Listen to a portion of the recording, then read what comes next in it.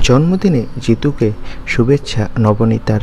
বিস্তারিত জানতে ভিডিওটি দেখুন আর আমাদের চ্যানেলে নতুন হলে সাবস্ক্রাইব করুন। এই তো কয়েকদিন আগেই ছোট পর্দার আর্য সিংহ রায় অভিনেতা জিতু কমলের জন্মদিন ছিল। ৩৬ বছরে পা দিয়েছেন এই অভিনেতা। চিরদিনই তুমি যে আমার ধারাবাহিকে তার অভিনয় এখন দর্শক প্রিয়। জন্মদিনটি উদযাপন করেছে সেটাই টিমের সাথে কেক কেটে। মায়ের হাতের পায়েস তার সবচেয়ে প্রিয়। এবার বিশেষ ঘটনা হলো, জন্মদিনের শুভেচ্ছা জানিয়েছে তার প্রাক্তন স্ত্রী নবনীতা দাস।